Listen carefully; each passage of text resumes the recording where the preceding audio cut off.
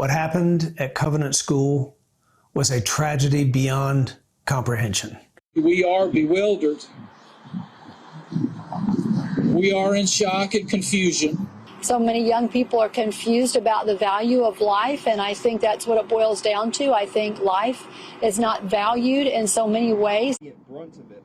These are the sentiments arising out of Tennessee. 6 lives claimed Monday after a former student attacked an elementary school.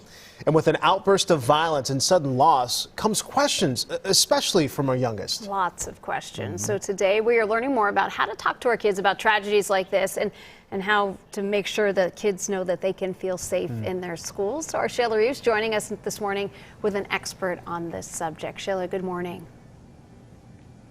Hey, good morning to you, Heather and AJ. I was just talking with Dr. David Nathan this morning about sometimes even for parents, maybe they grew up in households where having conversations that were difficult, talking about feelings was something they just didn't do. So having conversations like this with their own children, it can feel tough. It can be difficult. Maybe it's something they don't know how to start. So Dr. David Nathan can offer some tips here for parents wondering, I don't know how to have this conversation with my child.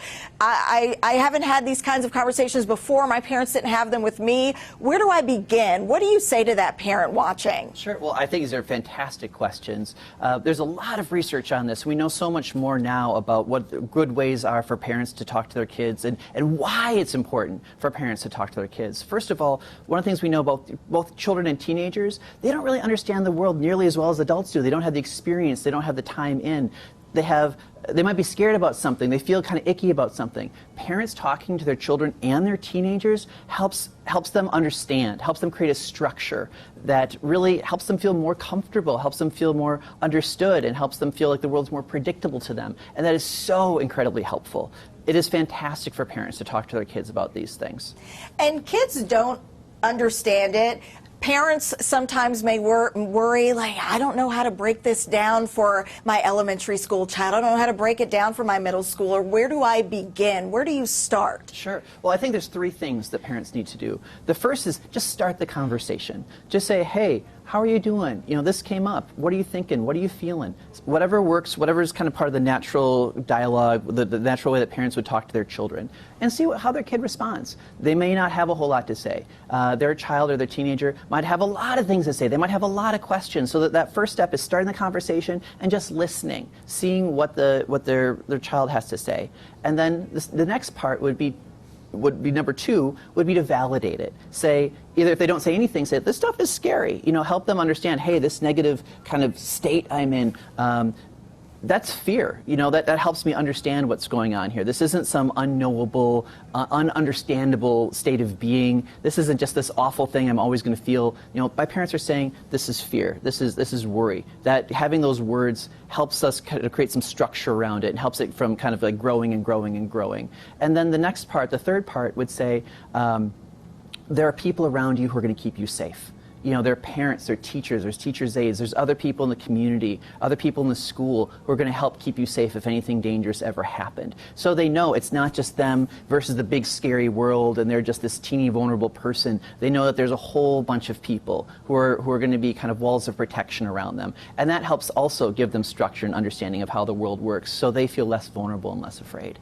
It takes a village, right? Absolutely, 100%. All right, thank you so much, Doctor. And of course, we are going to talk again with Dr. Nathan during our streaming show in the 7 o'clock hour to learn a little bit more. Sometimes kids may feel comfortable talking. Sometimes there are those nonverbal cues that there may be a problem, that maybe they're not sleeping well, maybe their appetite is changing. There are other cues that your child is having some concerns and you may want to check in with them. We're going to talk about that coming up in the 7 o'clock hour in our streaming shows, so parents have those tips to look out for too. Yeah, I do look forward to that, Shayla, because I will say yesterday when my daughter, she asked why. She asked, my 8-year-old, she said, why would someone shoot kids? And what was your response? I really didn't have a good one. And that's the hard one. And so I'm looking forward to having this conversation. And I said, honey, I actually don't know the answer as to why. And we talked through it some more, but looking forward, Shayla, then to talk to you more at 7 and talk to the doctor about that. Thank you. So if you or a loved one are having a mental health crisis, you can call 988, help is available. It's available 24/7.